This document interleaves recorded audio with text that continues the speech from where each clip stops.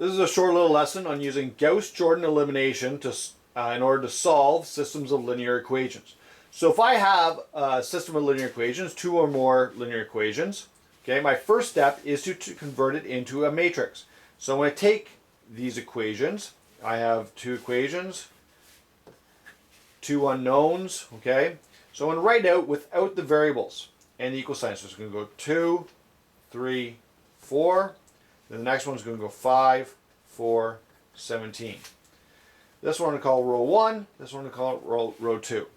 Now my goal, writing it out here, without any variables, is eventually I'm going to do some steps, and it's going to turn into a case where you have the identity matrix 1, 0, 0, 1, and then you're going to have an answer. Whatever your answer is, it'll be X and Y on the other side. And when you get this, you can clearly see what the answer is. It'll be whatever this X and Y will be your answers to that linear system. Now this form right here, when you get it to this form, it is called reduced row echelon form. Okay? So your goal is to take your matrix and convert it into reduced row echelon form. When you get it there, you know you've got your answer.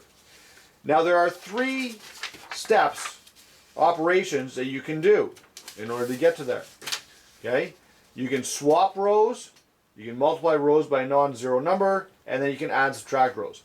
Doing these operations, you will go from your original down to the reduced row echelon form. Okay, so if I take my my matrix, 2, 3, 4, 5, 4, 17. Now, swapping rows, I could, so if I did the first operation, I could simply just swap them. I could go for write the second one, write it up, so it'll be 5, 4, 17, and 2, 3, 4. I can swap rows. Okay? I could also take my matrix, so this is my original one, 2, 3, 4, 5, 4, 17. And the second operation said I can multiply by any row by a non-zero number. So if I have row 1, I have row 2. Let's say I took row 1 and I multiplied it by, let's say, 5. Okay? That means I need to multiply the entire row 1 by 5, which will give me 10, 15, 20. Okay?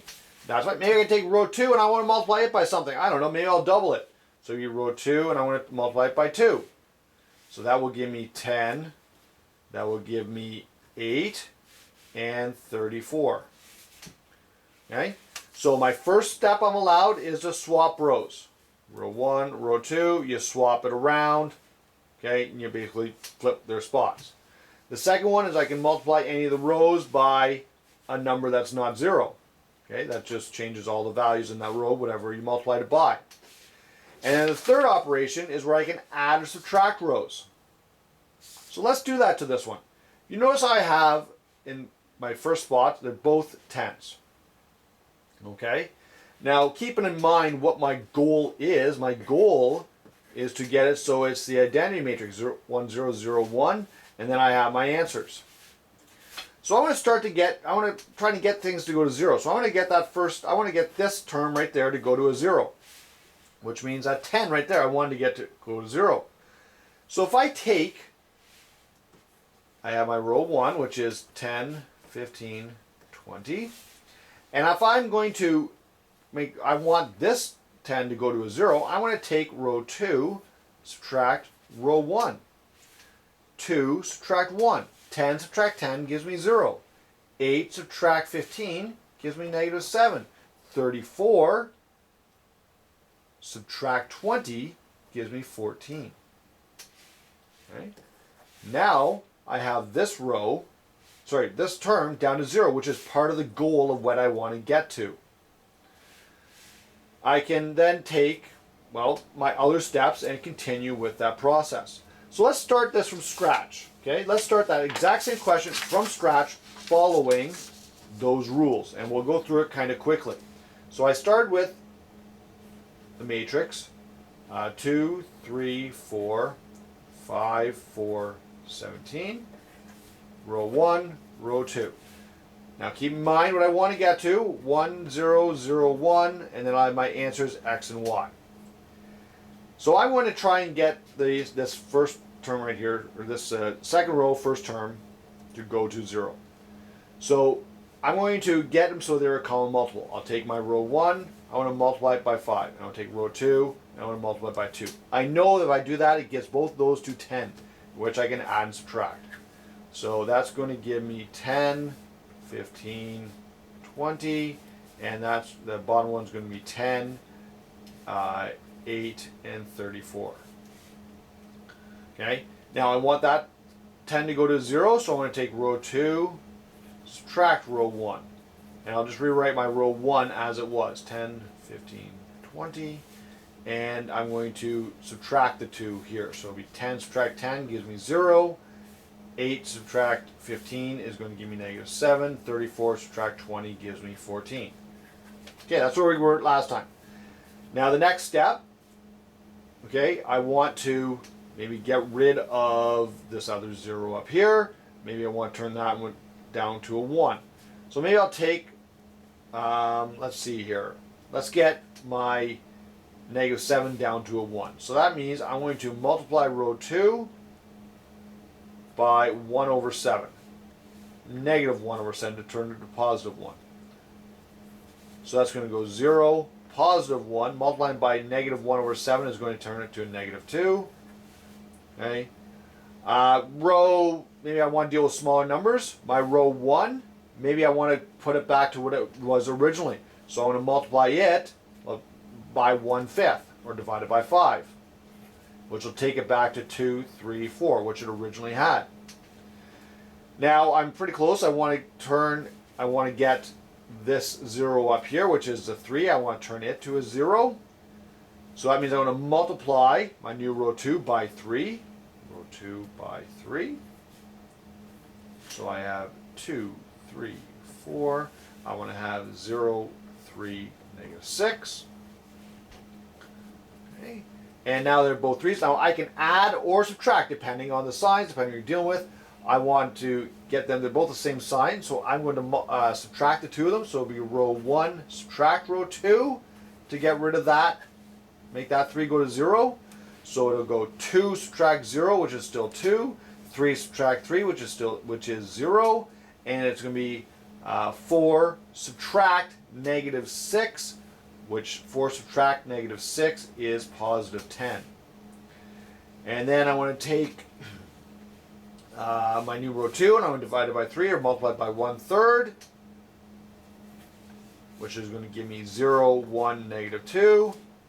And I'm going to multiply my new row 1 by half. So 1/2 of row 1, which is going to give me 1, 0, 5. And row 2 stayed the same, which is 0, 1, negative 2. Now this shows me what my answers are. Okay, my x is 5, my y is negative 2. Okay, so I started with a matrix, and I did the simple operations of multiplying by scalars or adding and subtracting, okay, to get down to, so it was in reduced row echelon form, in which case I could read the answer. Let's do another example. So here I have, again, a system of linear equations. Let's turn it into a matrix. Okay, so this is going to be equal to 2, negative 1, 6, 1, 3, 14. Okay, I want to get down to reduced row echelon form, which means these two values need to go to 0, and the other two need to go to 1. And what I'm left with is my answer. So this one right here, that's my first goal. I want to make it go to 0. So I want to take, I have row 1, I have row 2. I'm going to double row 2. So row 1 is going to stay the same. 2, negative 1, 6. Row 2 is going to get doubled. Doubled, it's going to give me 2, 6, 28. All right, I want that to go to 0. They're both positive 2. So I'm going to subtract it. So row 1 again stays the same. 2, negative 1, 6. It's going to go row 2, subtract row 1. 2 subtract 2 gives me 0. 6 subtract negative 1. 6 subtract negative 1 gives me 7. 28 subtract 6, okay, gives me 22.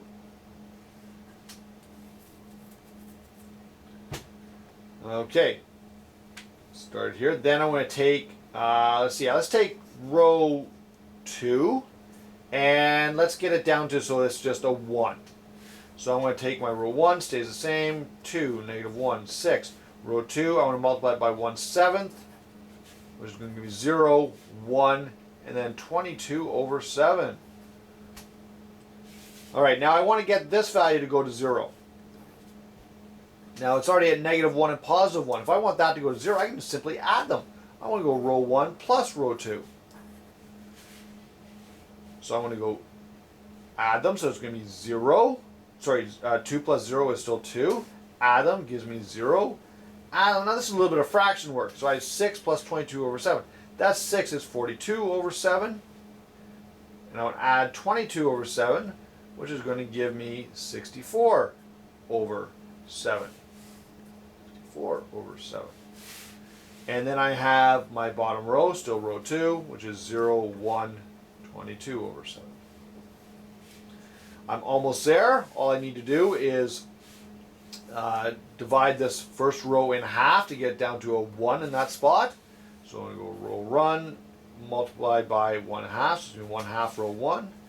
So it would be 1, 0, and half of 64 over 7 is actually 64 over 14. And then you would have row 2, which is 0, 1, 22 over 7.